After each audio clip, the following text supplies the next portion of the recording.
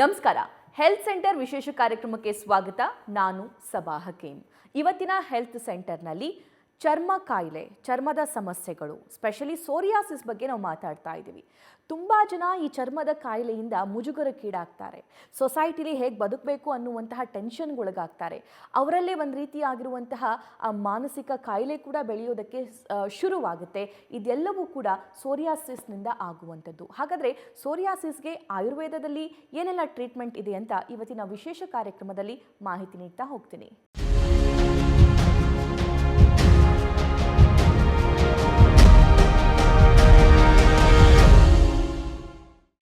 Psoriasis ಬಗ್ಗೆ ಮಾತನಾಡೋದಕ್ಕೆ, psoriasis ಬಗ್ಗೆ ಮಾಹಿತಿಯನ್ನು ಹಂಚಿಕೊಳ್ಳೋದಕ್ಕೆ ನಮ್ಮ ಜೊತೆಗೆ ಸ್ಟುಡಿಯೋದಲ್ಲಿ ಚಿತ್ರಕೂಟದ ಫೌಂಡರ್ ಆಗಿರುವಂಥ ಡಾಕ್ಟರ್ ರಾಜೇಶ್ ಅವರಿದ್ದಾರೆ. ಅವ್ರನ್ನ ಮಾತನಾಡ್ಸೋಣ.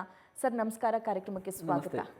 ಇದೊಂದು ಸೋಷಿಯಲ್ ಕಾಸ್ ಅಂತಲೇ ನಾವು ಕರಿಬಹುದು ಸೋರಿಯಾಸಿಸ್ಗೆ. ಓಕೆ, ತುಂಬ ಜನ ಮುಜುಗರಕ್ಕೀಡಾಗ್ತಾರೆ, ತುಂಬ ಜನ ಹೊರಗಡೆ ಹೋಗೋದಕ್ಕೆ ಇಷ್ಟಪಡಲ್ಲ, ಅವ್ರಿಗೆ ಬೇಕಾಗಿರುವಂಥ ಲೈಫ್ ಲೀಡ್ ಮಾಡೋದಕ್ಕೆ ಸಾಧ್ಯವಾಗಲ್ಲ. ಯಾಕಂದರೆ ಸ್ಕಿನ್ ಮೇಲೆ ಆಗಿರುವಂತಹ ಡ್ಯಾಮೇಜ್ ಆಗಿರ್ಬೋದು, ಅದು ಕೇವಲ ಸ್ಕಿನ್ನಿಗೆ ಡ್ಯಾಮೇಜ್ ಅಷ್ಟೇ ಅಲ್ಲ, ಮೈಂಡಿಗೂ ಕೂಡ ಡ್ಯಾಮೇಜ್ ಮಾಡೋಕ್ಕೆ ಶುರು ಮಾಡುತ್ತೆ. ಮೊದಲಿಗೆ ತಿಳಿಸ್ಕೊಡಿ, ಈ ಸೋರಿಯಾಸಿಸ್ ಅಂದರೆ ಏನು? ಸೋರಿಯಾಸಿಸ್ ಅನ್ನೋಂಥದ್ದು ಒಂದು ನಾನ್ ಕಂಟೇಜಿಯಸ್ ಸ್ಕಿನ್ ಡಿಸೀಸ್. ಅದು ಇನ್ಫ್ಲಮೇಟರಿ ಚೇಂಜಸ್ಗಳಾಗ್ತಾ ಇರ್ತದೆ ಸ್ಕಿನ್ನ. ಎಸ್ಪೆಷಲಿ ಸ್ಟಾರ್ಟ್ ಆಗುವಾಗ ಎಲ್ಬೋ ಮತ್ತು ಈ ನೀ ಜಾಯಿಂಟ್ನಲ್ಲಿ ಸ್ವಲ್ಪ ಸ್ಕಿನ್ನ ಮೇಲ್ಗಡೆಯ ಹುಡಿ ರೀತಿಯಲ್ಲಿ ಉರಿಲಿಕ್ಕೆ ಸ್ಟಾರ್ಟ್ ಆಗುತ್ತೆ. ಓಕೆ, ಸೊ ಅದು ಕ್ರಮೇಣ ಬೇರೆ ಬೇರೆ ಭಾಗದಲ್ಲಿ ಈ ಸ್ಕಿನ್ನ ಅನ್ನುವಂಥದ್ದು ಪುಡಿ, ಈ ನಾವೇನು ಹೇಳ್ತೀವಿ ಡ್ಯಾಂಡ್ರಫ್ ರೀತಿಯ ಒಂದು ಪುಡಿ ಅನ್ನುವಂಥದ್ದು ಉದರಲಿಕ್ಕೆ ಸ್ಟಾರ್ಟ್ ಆಗ್ತದೆ. ಮೇಜರ್ಲಿ ಅದು ಎರಡು ಸೀಸನಲ್ಲಿ ಅದು ಅಗ್ರಿವೇಟ್ ಆಗುತ್ತೆ. ಒಂದು ಅತಿಯಾದ ಚಳಿ ಬಿದ್ದಂತಹ ಸಂದರ್ಭದಲ್ಲಿ, ಇನ್ನೊಂದು ಮಳೆಗಾಲದ ಸಂದರ್ಭದಲ್ಲಿ, ಸಾಧಾರಣ ಈಗ ಮೇ ಜೂನ್ ಅಂತಹ ಸಂದರ್ಭ ಅದು ಆ ಬಾಡಿಯಲ್ಲಿ ಅದು ಅಗ್ರಿವೇಟ್ ಆಗ್ತಾ ಹೋಗ್ತದೆ. ಸೊ ಇದು ನ್ಯಾಚುರಲ್ ಆಗಿ ಅಗ್ರಿವೇಟ್ ಆಗುವಂಥದ್ದು. ಅದಲ್ಲದೆ ಬಾಡಿಯ ಒಳಗಡೆಯ ಕೆಲವೊಂದು ವ್ಯತ್ಯಾಸದಿಂದ, ಅದು ಮುಂದಿನ ಇದರಲ್ಲಿ ಮಾತಾಡ್ತಾ ಹೋಗಿ ಅದರಿಂದಲೂ ಸಹ ಈ ಟ್ರಿಗರ್ ಆಗುವಂಥದ್ದು ಇರ್ತದೆ. ಸೊ ಇದು ತುಂಬ ಜನರಿಗೆ ಇವತ್ತು ಸೋರಿಯಾಸಿಸ್ ಅನ್ನುವಂಥದ್ದು ಫಿಸಿಕಲಿ ಅವರಿಗೆ ಸಮಸ್ಯೆ ಅನ್ನೋದಕ್ಕಿಂತ ಅವರಿಗೆ ಮೆಂಟಲ್ ಸಮಸ್ಯೆಗಳು, ಸ್ಟ್ರೆಸ್ ಅನ್ನುವಂಥದ್ದು ಭಾಳ ಮುಖ್ಯ ಆಗುತ್ತೆ. ಒಂದು ಸ್ಟ್ರೆಸ್, ಸೋರಿಯಾಸಿಸ್ ಬಂದಿರೋದ್ರಿಂದ ಹೊರಗಡೆ ಹೋಗ್ಲಿಕ್ಕೆ ಆಗೋದಿಲ್ಲ ಅನ್ನುವಂತಹ ಒಂದು ಪರಿಸ್ಥಿತಿ ಆಗುತ್ತೆ. ಇನ್ನೊಂದು ಅದರಿಂದ ಆ ಬಳಲ್ತಾ ಇರುವವರಿಗೆ ಮತ್ತೆ ಪುನಃ ಈ ಸೋರಿಯಾಸಿಸ್ ಅನ್ನುವಂಥದ್ದು ದೇಹದಲ್ಲಿ ಜಾಸ್ತಿ ಆಗ್ತಾ ಹೋಗ್ತದೆ. ಸೊ ಇದು ಎರಡರಿಂದನೂ ಅವರು ಸಫರ್ ಆಗ್ತಾ ಇದ್ದಾರೆ. ಓಕೆ, ಸೊ ಸೋರಿಯಾಸಿಸ್ ಅಂತ ಬಂದಾಗ ಅದಕ್ಕೆ ಯಾವುದಾದ್ರೂ ಏಜ್ ಗ್ರೂಪ್ ಪರ್ಟಿಕ್ಯುಲರ್ ಅಂತ ಇದೆಯಾ, ಅಥವಾ ಎಲ್ಲ ಏಜ್ ಗ್ರೂಪ್ನವರಲ್ಲೂ ಕೂಡ ನಾವು ನೋಡ್ತೀವಿ? ಸಾಧಾರಣವಾಗಿ ನಾವು ಹೇಳ್ತೀವಿ ಸೋರಿಯಾಸಿಸ್ ಜಾಸ್ತಿ ಮ್ಯಾಕ್ಸಿಮಮ್ ಇರುವಂಥದ್ದು ಸಾಧಾರಣ 20 to 40 ತನಕ, 35 to 40 ತನಕ ಜಾಸ್ತಿ ಬರುವಂತಹ ಏಜ್ ಗ್ರೂಪ್ ಆಗಿದೆ.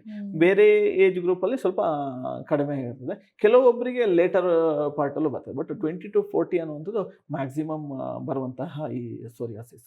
ಇದರಲ್ಲಿ ಮೇನ್ ಟೈಪ್ಸ್ಗಳನ್ನು ನಾವು ನೋಡ್ತಾ ಹೋದರೆ, ಒಂದು ಫ್ಲೇಕ್ಸ್ ಟೈಪ್ ಆಫ್ ಸೋರಿಯಾಸಿಸ್ ಅಂತ ಹೇಳ್ತೀವಿ. ಅದು ಸಾಧಾರಣವಾಗಿ ಒಂದು ಏನು ಹೊಟ್ಟು ರೀತಿಯಲ್ಲಿ ಆಗಿಬಿಟ್ಟು ಓದರುತ್ತಾ ಹೋಗ್ತದೆ. ಇನ್ನೊಂದು ಗಟ್ಟೆಟ್ ಟೈಪ್ ಆಫ್ ಸೋರಿಯಾಸಿಸ್ ಅಂತೇಳಿ ಹೇಳಿ. ಹಾಗೆ ಇನ್ನೊಂದು ಮೇಜರ್ಲಿ ಇವತ್ತು ಸ್ಕಾಲ್ಪಲ್ ಸೋರಿಯಾಸಿಸ್ಸು, ಅದನ್ನು ಅಂದರೆ ತಲೆ ಹೊಟ್ಟು ಅಂತ ಅನ್ಸ್ಕೊಂತೀವಿ. ಪ್ರತಿ ದಿವಸ ಅವರಿಗೆ ತುಂಬ ಈ ಡ್ಯಾಂಡ್ರಫ್ ಆಗಿಬಿಟ್ಟು ಇಚ್ಚಿಂಗ್ ಇರ್ತದೆ, ಪುಡಿ ಪುಡಿ ಓದಿರ್ತದೆ. ಅವ್ರು ನನಗೆ ಡ್ಯಾಂಡ್ರಫ್ ಆಗಿದೆ ಅಂತ ಹೇಳಿದ್ರೆ ಯಾವುದೋ ಆ್ಯಂಟಿ ಡ್ಯಾಂಡ್ರಫ್ ಶಾಂಪೂನೋ ಅಥವಾ ಇನ್ನೊಂದೇನೋ ಹಾಕ್ಕೊಂತಾರೆ. ಬಟ್ ಅದು ರಾಂಗ್ ಡಯಾಗ್ನೋಸಿಸ್ ಆಗುತ್ತೆ. ಸೊ ಅವರು ತುಂಬ ಕೇರ್ಫುಲ್ ತಗೊಳ್ಳೇಬೇಕು. ಇನ್ನೊಂದು ಈ ಪ್ಲಾಂಟರ್ ಸೋರಿಯಾಸಿಸ್ಸು, ಈ ಕೈಗಳಲ್ಲಿ ಒಡಕು ರೀತಿಯಲ್ಲಿ ಬಂದುಬಿಟ್ಟು ತುಂಬ ಸ್ಕಿನ್ ಅನ್ನುವಂಥದ್ದು ರಫ್ ಆಗಿಬಿಟ್ಟು ಅಲ್ಲಿ ಬರ್ತದೆ. ಅದನ್ನು ನಾವು ಈ ಪ್ಲಾಂಟರ್ ಸೋರಿಯಾಸಿಸ್ ಅಂತ ಹೇಳ್ಬಿಡ್ತೀವಿ. ಸೊ ಈ ಎಲ್ಲ ಸೋರಿಯಾಸಿಸ್ಗಳಲ್ಲೂ ಸಹ ಏನು ಸೇಮ್ ಕಾಸಿಟಿವ್ ಫ್ಯಾಕ್ಟರ್ ಒಂದೇ ಆಗಿರುತ್ತೆ. ಓಕೆ ಓಕೆ, ಸೊ ಸೋರಿಯಾಸಿಸ್ ಆಗಿರುವಂತಹ ಪೇಷಂಟ್ಸ್ಗಳನ್ನು ನಮ್ಮ ಸಮಾಜ ಆಗಿರಬಹುದು, ಅಥವಾ ಮನೇಲಿರೋರಾಗಿರ್ಬೋದು, ಫ್ರೆಂಡ್ಸ್ ಆಗಿರ್ಬೋದು, ಅವ್ರು ನೋಡೋ ದೃಷ್ಟಿಕೋನನೇ ಬದಲಾಗಿ ಹೋಗುತ್ತೆ. ಓಕೆ, ಆ ಹೊಟ್ಟು ಉದುರ್ತಾ ಇದೆ ಅಥವಾ ಮತ್ತೊಂದು ಆಗ್ತಿದೆ ಅಂತಂದರೆ ಅವರು ಟಚ್ ಮಾಡಿದ್ರೆ, ಅವ್ರನ್ನ ನಾವು ಟಚ್ ಮಾಡಿದ್ರೆ ನಮಗೂ ಕೂಡ ಆಗ್ಬಿಡುತ್ತೇನೋ ಅನ್ನುವಂಥ ಭಯ ಕೂಡ ಕಾಡ್ತಿದೆ. ಬಟ್ ಅದ್ರ ಬಗ್ಗೆ ಅರಿವು ಎಷ್ಟು ಇಂಪಾರ್ಟೆಂಟ್ ಡಾಕ್ಟರ್? ಸೋರಿಯಾಸಿಸ್ ಅನ್ನುವಂಥದ್ದು ಒಬ್ಬರಿಂದ ಒಬ್ಬರಿಗೆ ಹರಡುವಂತಹ ಕಾಯಿಲೆನೇ ಅಲ್ಲ. 100ಕ್ಕೆ 100 ಅದು ಯಾವುದೇ ಇನ್ಫೆಕ್ಷಿಯಸ್ ರೀತಿಯಲ್ಲಿ ಇರೋದಿಲ್ಲ. ಯಾವುದೋ ಎಕ್ಸ್ಟರ್ನಲ್ ಫ್ಯಾಕ್ಟರ್, ಏನೋ ಒಂದು ಫಂಗಸ್ ರೀತಿಯೋ ವೈರಸ್ ರೀತಿಯಿಂದ ಹರಡುವಂತಹ ಕಾಯಿಲೆ ಖಂಡಿತವಾಗ್ಲೂ ಅಲ್ಲ. ಹಾಗಾಗಿ ಒಬ್ಬರಿಗೆ ಸೋರಿಯಾಸಿಸ್ ಬಂತು, ಅವ್ರ ಜೊತೆ ಅವರಿಂದ ದೂರ ಇರಬೇಕು, ಅವರನ್ನ ಮುಟ್ಟಬಾರ್ದು ಅನ್ನುವಂಥದ್ದು ತಪ್ಪು ಕಲ್ಪನೆ. ಸೋರಿಯಾಸಿಸ್ ಯಾವುದೇ ಕಾರಣಕ್ಕೂ ಒಬ್ಬ ವ್ಯಕ್ತಿಯಿಂದ ಇನ್ನೊಬ್ಬ ವ್ಯಕ್ತಿಗೆ ಹರಡುವಂಥದ್ದು ಇಲ್ಲವೇ ಇಲ್ಲ. ಹಾಗಾಗಿ ಅದು ಸೋರಿಯಾಸಿಸ್ ಬಗ್ಗೆ ಯಾರೂ ಮುಜುಗರಕ್ಕೆ ಒಳಗಾಗಬಾರ್ದು. ಬಟ್ ಅದೇ ರೀತಿಯಲ್ಲಿ ಸೋರಿಯಾಸಿಸ್ ಬಂದವರು ಅವರ ಲೈಫ್ ಸ್ಟೈಲು ಫುಡ್ ಹ್ಯಾಬಿಟ್ಸ್ ಬಹಳ ಮುಖ್ಯ ಆಗಿರ್ತದೆ. ಹಾಗೆ ಅದನ್ನ ಕಂಟ್ರೋಲ್ ಮಾಡ್ಕೊಳ್ಳುವಂಥದ್ದು ಬಹಳ ಮುಖ್ಯ. ಯಾಕಂತ ಹೇಳಿದ್ರೆ ಸೋರಿಯಾಸಿಸ್ ಬಂದವರು wrong life style, wrong food ಹ್ಯಾಬಿಟ್ಸ್ಗಳನ್ನ ತಗೊಳ್ತಾ ಹೋದ್ರೆ ಈ ಸೋರಿಯಾಟಿಕ್ ಆರ್ಥರೈಟಿಸ್ ಅಂತ ಒಂದು ಕಂಡೀಷನ್ಸ್ ಹೋಗುತ್ತೆ. ಅಂದ್ರೆ ಜಾಯಿಂಟ್ ಪೇನ್ಗಳ ಸ್ಟಾರ್ಟ್ ಆಗ್ಬಿಡುತ್ತೆ ಅವರಿಗೆ, ಆ ಸಿವಿಯರ್ ಜಾಯಿಂಟ್ ಪೇನ್. ಸೊ ಅದು ಹೋದ ನಂತರ ಅದನ್ನು ಇರ್ರಿವರ್ಸಿಬಲ್ ಆಗುತ್ತೆ. ಆಮೇಲೆ ಡಿಫಾರ್ಮಿಟಿಗಳು ಸ್ಟಾರ್ಟ್ ಆಗುತ್ತೆ, ಬೇರೆ ಬೇರೆ ಸಮಸ್ಯೆಗಳು ಸ್ಟಾರ್ಟ್ ಆಗ್ತಾ ಹೋಗುತ್ತೆ. ಸೊ ಹಾಗಾಗಿ ಸೋರಿಯಾಸಿಸ್ ಅನ್ನ ನೆಗ್ಲೆಕ್ಟ್ ಮಾಡುವಂತಹ ಒಂದು ಡಿಸೀಸ್ ಅಲ್ವೇ ಅಲ್ಲ. ಅದ್ರ ಬಗ್ಗೆ ತುಂಬಾ ಕೇರ್ಫುಲ್ ಆಗಿ ಒಳ್ಳೆ ಆಹಾರ ಕ್ರಮ, ವಿಹಾರ ಕ್ರಮಗಳನ್ನು ಅಡಾಪ್ಟ್ ಮಾಡ್ಕೊಳ್ಳೇಬೇಕು. ಓಕೆ. ಸೊ ಇವಾಗ ಸೋರಿಯಾಸಿಸ್ ಅಂತ ಸಾಮಾನ್ಯವಾಗಿ ನಾವು ನೋಡಿದ್ರೆ ಈ ಸ್ಕಿನ್ ಮೇಲೆ ಪ್ಯಾಚಸ್ ಆಗಿರಬಹುದು, ನೀವು ಹೇಳ್ದಂಗೆ ಈ ಡ್ಯಾಂಡ್ರಫ್ ರೀತಿ ಹೊಟ್ಟು ಉದುರೋದಾಗಿರ್ಬೋದು, ಅದು ಕೆರೆತ ಜಾಸ್ತಿ ಆಗೋದಾಗಿರ್ಬೋದು, ಅದನ್ನ ಈಚಿಂಗ್ ಆಗ್ತಿದೆ ಅಂತ ಕೆರ್ಕೊಂಡ್ರೆ ಮತ್ತೆ ಬ್ಲಡ್ ಬರೋದಾಗಿರ್ಬೋದು, ಇದೆಲ್ಲವನ್ನು ನೋಡ್ತೀವಿ. ಬಟ್ ಸೋರಿಯಾಸಿಸ್ ಕೇವಲ ಸ್ಕಿನ್ನಿಗೆ ಸಂಬಂಧಪಟ್ಟದ್ದು ಮಾತ್ರವಲ್ಲ, ಅದು ದೇಹದ ಒಳಭಾಗದಲ್ಲಿರುವಂಥ ನಮ್ಮ ಹೆಲ್ತ್ ಕಂಡೀಷನ್ಗೆ ಸಂಬಂಧಪಟ್ಟದ್ದು ಅಂತ ಹೇಳ್ತಾರೆ. ಆ್ಯಕ್ಚುಲಿ ಸೋರಿಯಾಸಿಸ್ಗೆ ಕಾರಣಗಳೇನು, ಯಾವ ಕಾರಣಕ್ಕೋಸ್ಕರ ಬರುತ್ತೆ?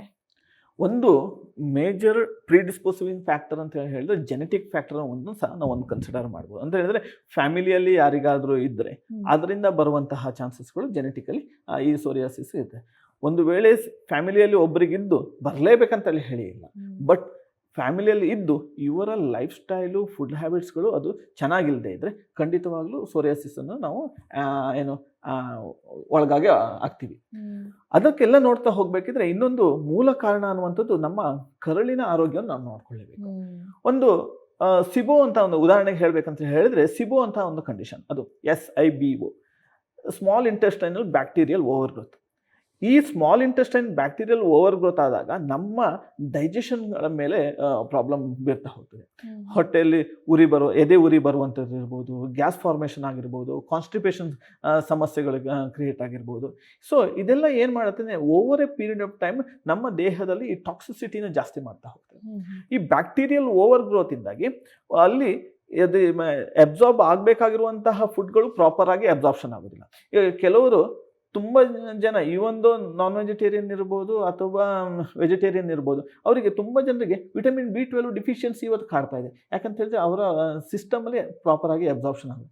ಇವನ್ ಕೆಲವರಿಗೆ ಐರನ್ ಅಂಶ, ಕಬ್ಬಿಣದ ಅಂಶ, ಎಷ್ಟೇ ಐರನ್ ಯುಕ್ತವಾದಂಥ ಆಹಾರ ತಗೊಂಡ್ರು ಈ ಕಬ್ಬಿಣದ ಅಂಶ ಅನ್ನುವಂಥದ್ದು ಪ್ರಾಪರ್ ಆಗಿ ಅವರ ದೇಹಕ್ಕೆ ಸೇರ್ತಾ ಇರೋದಿಲ್ಲ. ಯಾಕಂತ ಹೇಳಿದ್ರೆ ಎಗೈನ್ ಇದೆ ಈ ಸಿಬೋ ಅನ್ನುವಂಥ ಸ್ಮಾಲ್ ಇಂಟೆಸ್ಟೈನಲ್ ಬ್ಯಾಕ್ಟೀರಿಯಲ್ ಓವರ್ ಗ್ರೋತಿಂದ ಇರ್ಬೋದು.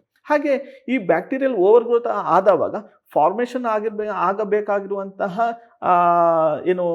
ದೇಹದಲ್ಲಿ ಆಗಬೇಕಂತಹ ವಿಭಜನೆಗಳು ಸರಿಯಾದ ರೀತಿಯಲ್ಲಿ ಆಗೋದಿಲ್ಲ, ಅಬ್ಸಾರ್ಪ್ಷನ್ಸ್ಗಳು ಸರಿಯಾದ ರೀತಿಯಲ್ಲಿ ಆಗೋದಿಲ್ಲ. ಈ ಪ್ರಾಪರ್ ಆದ ನ್ಯೂಟ್ರಿಷನ್ಸ್ಗಳ ಒಂದು ಅಬ್ಸಾರ್ಪ್ಷನ್ ಆಗದೇ ಇದ್ದರೆ ಈ ದೇಹದಲ್ಲಿ ಈ ರೀತಿಯ ಸಮಸ್ಯೆಗಳು ಬರ್ತವೆ. ಮತ್ತು ಕಾನ್ಸ್ಟಿಪೇಷನ್ ಕ್ರಿಯೇಟ್ ಆಗುತ್ತೆ. ಈ ಸಿಬೋದಿಂದ ಕಾನ್ಸ್ಟಿಪೇಷನ್ ಕ್ರಿಯೇಟ್ ಆಗುತ್ತೆ ತುಂಬ ಜನರಿಗೆ, ಅಥವಾ ಕೆಲವರಿಗೆ ಲೂಸ್ ಮೋಷನ್ಸ್ ಸಹ ಸ್ಟಾರ್ಟ್ ಆಗುತ್ತೆ. ಈ ಕಾನ್ಸ್ಟಿಪೇಷನ್ಸ್ ಅಗೇನ್ ಕ್ರಿಯೇಟ್ ಆದಾಗ ದೇಹದಲ್ಲಿ ಈ ಟಾಕ್ಸಿನ್ಸ್ಗಳು, ಹೊರಗಡೆ ಹೋಗಬೇಕಾಗಿರುವಂತಹ ಟಾಕ್ಸಿನ್ಸ್ಗಳು ನಮ್ಮ ದೇಹವನ್ನು ರೀಅಬ್ಸಾರ್ಬ್ ಆಗ್ತಾ ಹೋಗ್ತದೆ. ಇದರಿಂದಾಗಿ ನಮ್ಮ ದೇಹದಲ್ಲಿ ಅನೇಕ ಸಮಸ್ಯೆಗಳು ಬರ್ತಾ ಹೋಗ್ತದೆ.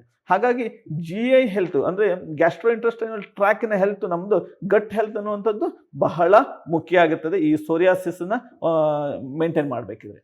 ಸೊ ಇದು ಹುಟ್ಟುವಂಥದ್ದೇ ಈ ಗಟ್ಟಿನ ಒಂದು ಇಂಬ್ಯಾಲೆನ್ಸ್ ಇಂದ ಅಂತ ಹೇಳ್ಬೋದು. ಓಕೆ, ಸೋರಿಯಾಸಿಸ್ ಅನುವಂಶೀಯವಾಗಿ ಬರುತ್ತಾ? ಖಂಡಿತವಾಗ್ಲೂ ಸೋರಿಯಾಸಿಸ್ ಅನ್ನುವಂಥದ್ದು ಅನುವಂಶೀಯವಾಗಿ, ಅಂದ್ರೆ ಫ್ಯಾಮಿಲಿ ಹಿಸ್ಟ್ರಿ ಇದ್ರೆ ಖಂಡಿತವಾಗ್ಲೂ ಅವರು more prone to get psoriasis. ಅವರ ಒಂದು ವೇಳೆ ಅವರು ಫ್ಯಾಮಿಲಿ ಹಿಸ್ಟ್ರಿಯಲ್ಲಿ ಸೋರಿಯಾಸಿಸ್ ಇಂದ ಬಳಲ್ತಾ ಇದ್ದಾರೆ, ಆ ಮಕ್ಕಳು ಅವರ ಲೈಫ್ ಸ್ಟೈಲ್ ಅನ್ನುವಂಥದ್ದು ಸರಿ ಇಲ್ಲದೆ ಇರುವಾಗ ಅವರಿಗೆ ಖಂಡಿತವಾಗ್ಲೂ ಈ ಸೋರಿಯಾಸಿಸ್ ಅನ್ನುವಂಥದ್ದು ಬಂದೇ ಬರ್ತದೆ ಅಂತ ಹೇಳ್ಬೋದು. ಓಕೆ, ಸೊ ಈ ಬಿಳಿ ಇವತ್ತಿನ ದಿವಸದಲ್ಲಿ ಸುಮಾರು 3-4% ಜನ ಅನ್ನುವಂಥದ್ದು ವರ್ಲ್ಡ್ ಅಲ್ಲಿ ಈ ಸೋರಿಯಾಸಿಸ್ ಇಂದ ಬಳಲ್ತಾ ಇದ್ದಾರೆ ಅಂತ ಹೇಳ್ತಾ ಇದ್ದಾರೆ. ಓಕೆ, ಸೊ ಈ ಬಿಳಿ ತೊನ್ನು ಅಂತ ಏನ್ ಕರೀತಾರಲ್ಲ, ಬಿಳಿ ಮಚ್ಚೆಗಳು ಬರುವಂತ, ಇದು ಕೂಡ ಸೋರಿಯಾಸಿಸ್ ಗೆ ಸಂಬಂಧಪಟ್ಟದ್ದು ಅಥವಾ ಬೇರೆ? ಬೇರೆ ಅದು ಲಿಕೋಡಮ್, ಅದು ಟೋಟಲಿ ಡಿಫರೆಂಟ್. ಅಲ್ಲಿ ಮೆಲಾನಿನ್ ಅನ್ನುವಂತಹ ಒಂದು ಅಂಶದ ಒಂದು ಕೊರತೆಯಿಂದ ಸ್ಕಿನ್ ಅಲ್ಲಿ ಆ ರೀತಿಯಲ್ಲಿ ಆಗ್ತಾ ಅನ್ನುವಂಥದ್ದು.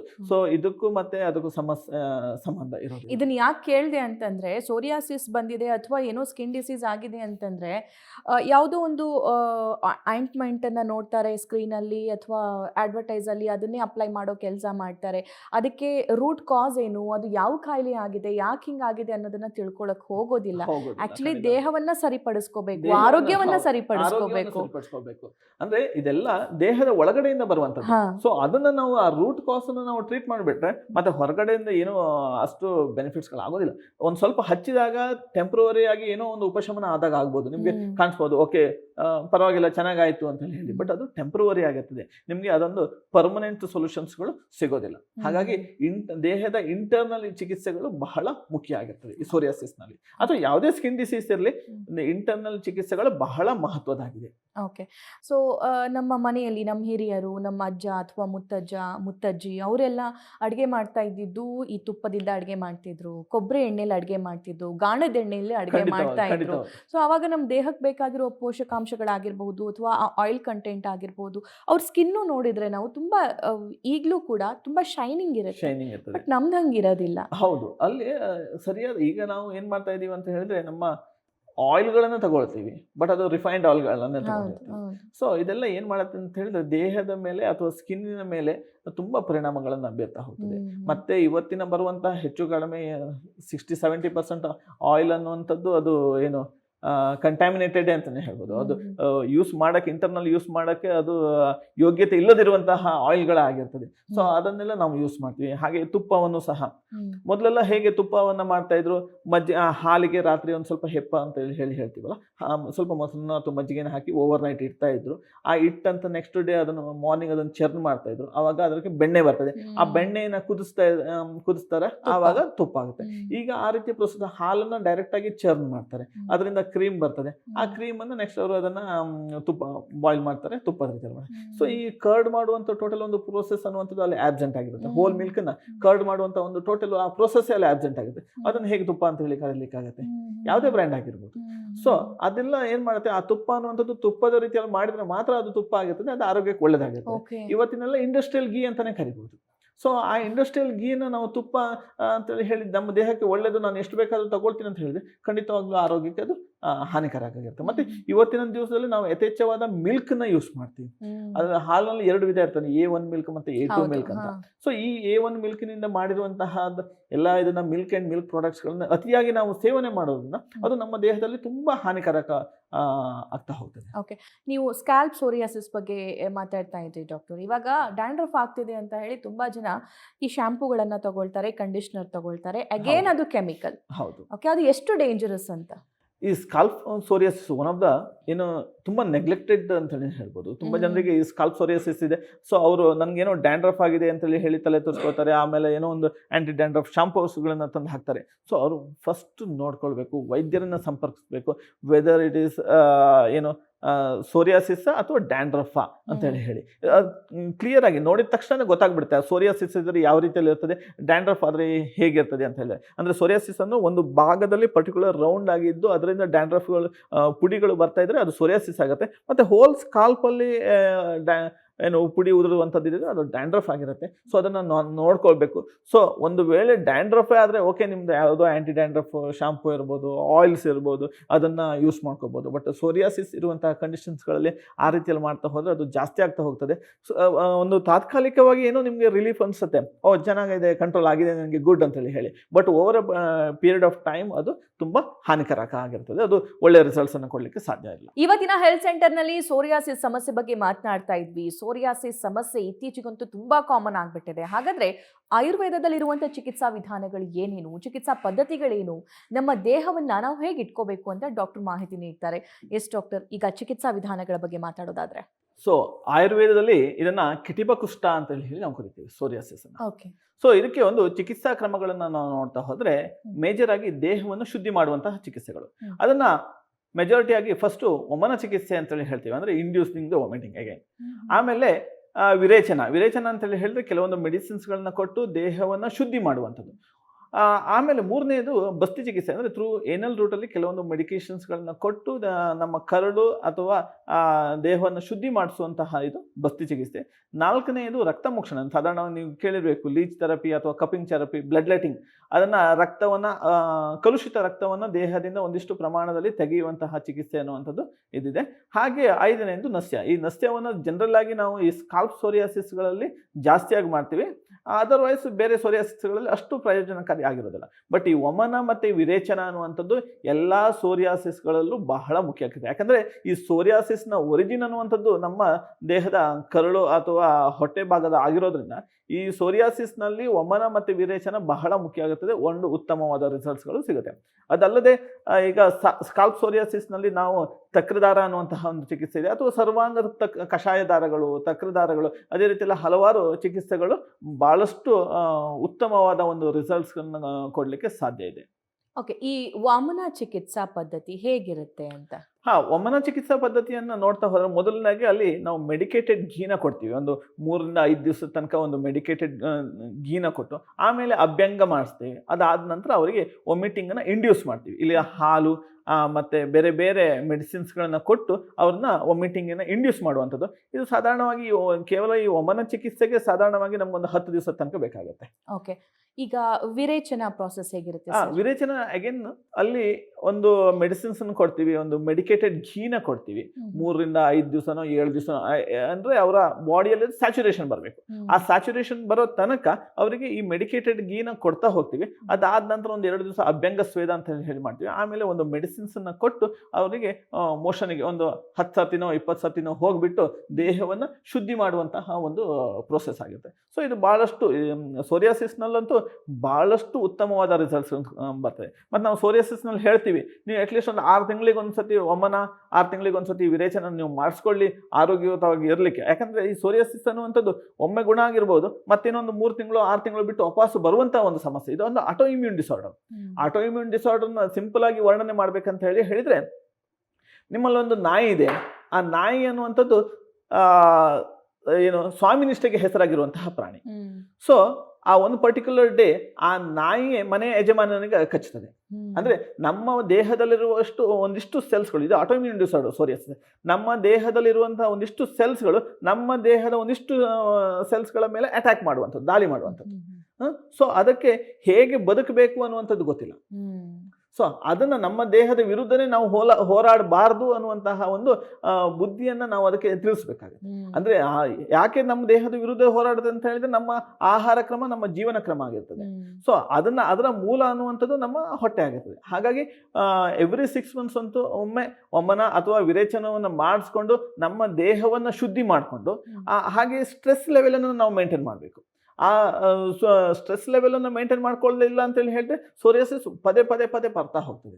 ಆಹಾರ ಕ್ರಮನೂ ಅಷ್ಟೇ ಮುಖ್ಯ ಆಗಿರುತ್ತೆ. ಓಕೆ, ಸೊ ಈ ವಿರೇಚನ ಪ್ರಾಸೆಸ್ ಬಗ್ಗೆ ನಾನು ಹಾಗೆ ರಿಸರ್ಚ್ ಮಾಡುವಾಗ ನಾನು ನೋಡ್ತಾ ಇರೋ ಟೈಮಲ್ಲಿ ಓದ್ತಾ ಇದ್ದೆ ಸರ್, ವಿರೇಚನ ಮಾಡಿದ ನಂತರ ಇನ್ನು ಲೂಸ್ ಮೋಷನ್ ಮಾಡಿ ನಿಮ್ಮ ಬಾಡಿ ಕ್ಲೀನಿಂಗ್ ಪ್ರಾಸೆಸ್ ಇರುತ್ತಲ್ಲ, ಈ ಹಿಂದೆ ಆಗಿರುವಂಥ ಮಸಾಜ್ ಆಗಿರಬಹುದು, ಪಥ್ಯ ಆಗಿರಬಹುದು, ಅಥವಾ ಅವ್ರ ಲೈಫ್ ಸ್ಟೈಲ್ ಆಗಿರಬಹುದು, ಆ 15 ದಿನ ಚೆನ್ನಾಗಿದ್ರೆ ವಿರೇಚನ ಎಂಡ್ ಡೇ ಸ್ಟಾರ್ಟಿಂಗ್ ಆಗಿರುವಂಥ ಮೋಷನ್ಗೂ ಮತ್ತು ಆಫ್ಟರ್ 2025ಗೂ ತುಂಬ ಡಿಫ್ರೆನ್ಸ್ ಇರುತ್ತೆ. ಲೈಕ್ ಕ್ಲೀನ್ ವಾಟರ್ ಥರ ಆಗುತ್ತೆ. ಅವಾಗ ನಮ್ಮ ಬಾಡಿ ಎಷ್ಟು ಕ್ಲೀನ್ ಆಗಿದೆ ಅಂತ ನೋಡ್ಕೋಬಹುದು.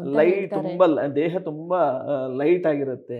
ಏನೋ ಒಂದು ನಮ್ಮ ಇಂಟರ್ನಲ್ ವಿಷನ್ ಅನ್ನೋದು ಕ್ಲಿಯರ್ ಆಗ್ತಾ ಹೋಗುತ್ತೆ.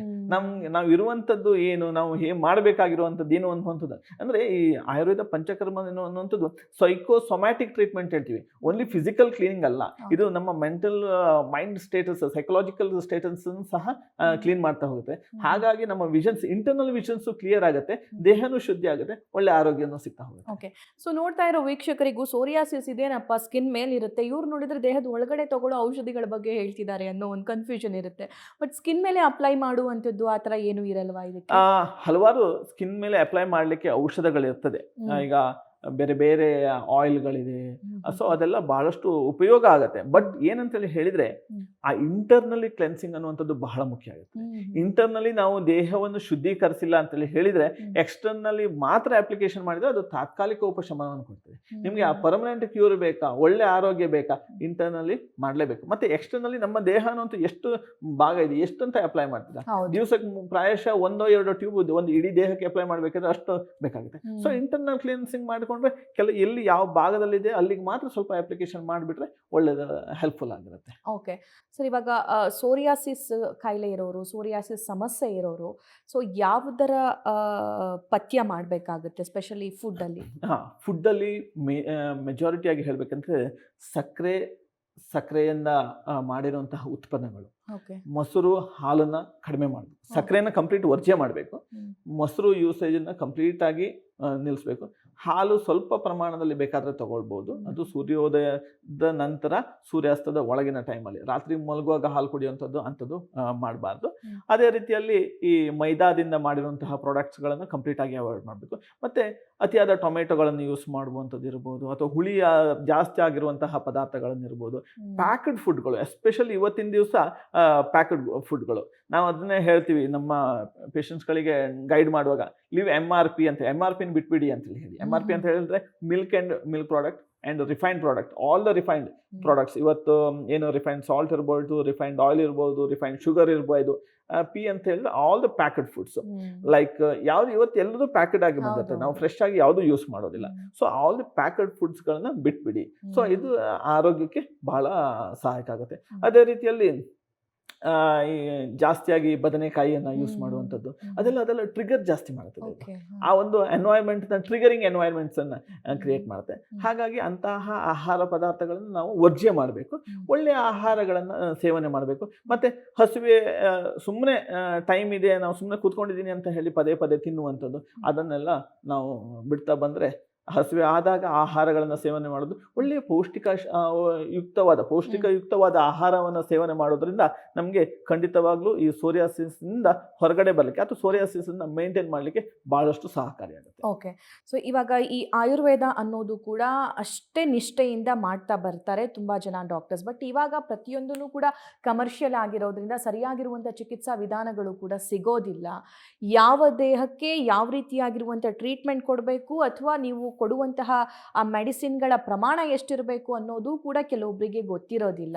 ಓಕೆ. ಸೊ ಬ್ಯುಸಿ ಸ್ಕೆಡ್ಯೂಲ್ ಅಂತ ಹೇಳಿ ಹೋಗ್ತಾರೆ, ಪಾಪ ಅವ್ರಿಗೇನೋ ರಿಲೀಫ್ ಆಗುತ್ತೆ, ಅವ್ರಿಗೇನೋ ಅಲ್ಲಿಂದ ಬೇಗ ಗುಣಮುಖರಾಗ್ತಾರೆ ಅಂತ ಅಂದ್ಕೊಂಡು ಹೋಗ್ತಾರೆ. ಬಟ್ ತುಂಬ ಜನ ಮೋಸ ಹೋಗುವಂಥ ಉದಾಹರಣೆಗಳು ಕೂಡ ಇರುತ್ತೆ. ಸರಿಯಾಗಿರೋ ಡಾಕ್ಟರ್ ಮತ್ತು ಸರಿಯಾಗಿರುವಂತಹ ಚಿಕಿತ್ಸಾ ಪದ್ಧತಿ, ಚಿಕಿತ್ಸಾ ವಿಧಾನಗಳನ್ನು ಹುಡುಕೋದು ಎಷ್ಟು ಇಂಪಾರ್ಟೆಂಟ್ ಡಾಕ್ಟರ್? ಖಂಡಿತವಾಗ್ಲೂ ಒಂದು ವೇಳೆ ಇಂಥ ಕಂಡೀಷನ್ಸ್ಗಳಲ್ಲಿ ನನಗೆ ಟೈಮ್ ಇಲ್ಲ, ನಾವು ಹೇಳ್ತೀವಿ ನಮ್ಮಲ್ಲಿ ಬರುವವರಿಗೆ, ನೀವು 2 ದಿವಸಕ್ಕೆ ಬನ್ನಿ ಪಂಚಕರ್ಮ ಮಾಡಿ, 3 ದಿವಸಕ್ಕೆ ಬನ್ನಿ ಪಂಚಕರ್ಮ ಮಾಡಿ ಅಂತೇಳಿ ಯಾರಾದರೂ ನಾವು ಹೇಳಿದ್ರೆ, ನಮ್ಮ ಹತ್ರ ಆ ರೀತಿಯ ಒಂದು ವ್ಯವಸ್ಥೆಗಳಿಲ್ಲ. ಯಾಕಂದರೆ ಪಂಚಕರ್ಮವನ್ನು ಯಥಾವತ್ತಾಗಿ ಮಾಡಿದರೆ ಮಾತ್ರ ಅದರಿಂದ ಫಲಪ್ರದವಾಗಿರ್ತದೆ, ಲಾಭದಾಯಕವಾಗಿರ್ತದೆ ಆರೋಗ್ಯಕ್ಕೆ. ಒಂದು ವೇಳೆ ನಾವು ಅದನ್ನು ಏನೋ ಕಾಂಪ್ರಮೈಸ್ ಹಾಕ್ಕೊಂಡು ಹರಿಬರಿಯಲ್ಲಿ ಮಾಡುವಂಥದ್ದು ಮಾಡ್ತಾ ಹೋದರೆ, ಖಂಡಿತವಾಗ್ಲೂ ಆ ತಗೊಂಡಿರುವಂತಹ ರೋಗಿಗೂ ಅದು ಲಾಸ್ ಆಗಿರ್ತದೆ, ಅವನ ಹಣನೂ ವೇಸ್ಟ್ ಆಗಿರುತ್ತೆ, ಅದ್ರ ಜೊತೆಗೆ ಅವನ ಆರೋಗ್ಯಕ್ಕೂ ಹಾಳಾಗಿರುತ್ತದೆ. ಒಂದು ವೇಳೆ ಸರಿಯಾದ ರೀತಿಯಲ್ಲಿ ತಗೊಂಡ್ರೆ ಅವನಿಗೆ ಉತ್ತಮವಾದಂತಹ ಆರೋಗ್ಯ ಸಿಗ್ತದೆ, ಅದಲ್ಲದೆ ಉತ್ತಮವಾದಂತಹ ಒಂದು ರಿಸಲ್ಟ್ಸ್ಗಳು ಸಿಗುತ್ತೆ, ಮತ್ತು ಆ ದ್ರವ್ಯವೂ ವೇಸ್ಟ್ ಆಗಿಬಿಡತ್ತೆ. ಒಂದು ವೇಳೆ ಅವನಿಗೀಗ ಸುಮ್ಮನೆ ಒಟ್ಟಾರಾಸಾಗಿ ಸುಮ್ಮನೆ ಅನಾವಶ್ಯಕವಾಗಿ ಹೋದ, ಏನೋ ಮಾಡಬೇಕನ್ನುವಂತಹ ಒಂದು ದೃಷ್ಟಿಯಿಂದ ಮಾಡ್ದ ಅಂತೇಳಿ ಹೇಳಿದ್ರೆ, ಖಂಡಿತವಾಗಿಯೂ ಅಲ್ಲಿ ದ್ರವ್ಯನೂ ಸಹ ವೇಸ್ಟ್ ಆಗುತ್ತೆ. ಹಾಗಾಗಿ ಈ ಪಂಚಕರ್ಮ ಚಿಕಿತ್ಸೆಗಳನ್ನು ತಗೊಳ್ಳುವಾಗ ರಿಲ್ಯಾಕ್ಸ್ ಆಗಿ ತನ್ನ ಆಫೀಸ್ಗಳಿಂದ ಬ್ರೇಕ್ ತಗೊಂಡು ಕಾಮ್ ಆಗಿ ಚಿಕಿತ್ಸೆಗಳನ್ನು ತಗೊಂಡ್ರೆ ತುಂಬಾ ಉತ್ತಮವಾದ ಒಂದು ರಿಸಲ್ಟ್ಸ್ಗಳು ಸಿಗ್ಲಿಕ್ಕೆ ಸಾಧ್ಯ ಇದೆ. Okay. Nature heels any disease ಅಂತ ಖಂಡಿತವಾಗ್ಲೂ. ಓಕೆ. ಸೊ ಇವಾಗ ಚಿತ್ರಕೂಟ ತುಂಬಾ ಪ್ರಕೃತಿ ಮಧ್ಯೆ ಇದೆ, ನಿಸರ್ಗದ ಮಧ್ಯೆ ಇದೆ ಅಂತ ಹೇಳ್ತಾರೆ. ಒಂದು ಟ್ರೀಟ್ಮೆಂಟು, ಮತ್ತೊಂದು ನೇಚರು ಹೀಲ್ ಆಗೋದಕ್ಕೆ ತುಂಬಾ ಒಳ್ಳೆ ವಾತಾವರಣ. ಓಕೆ, ಅದ್ರ ಬಗ್ಗೆ ಏನು ಹೇಳ್ತೀರಾ ಚಿತ್ರಕೂಟದ ಬಗ್ಗೆ? ಖಂಡಿತವಾಗ್ಲೂ ಚಿತ್ರಕೂಟ ಅನ್ನುವಂಥದ್ದು ಒಂದು ಗ್ರೀನರಿಯ ಮಧ್ಯದಲ್ಲಿರುವಂತಹ ಒಂದು ಪ್ಲೇಸ್ ಆಗಿರ್ತದೆ.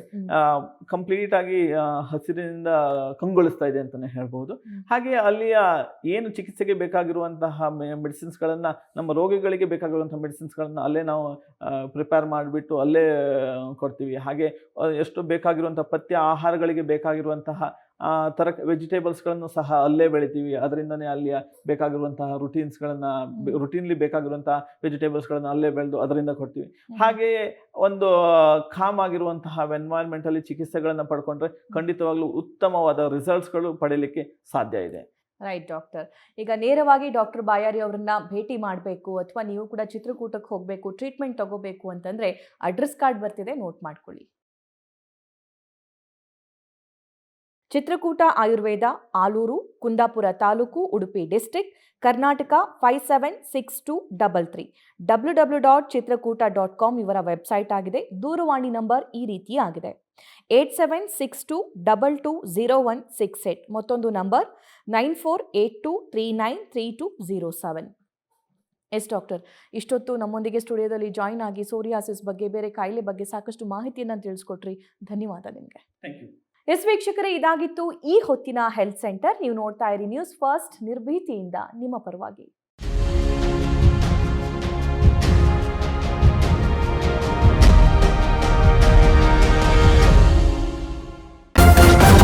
ನ್ಯೂಸ್ ಫಸ್ಟ್, ನಿರ್ಭೀತಿಯಿಂದ ನಿಮ್ಮ ಪರವಾಗಿ.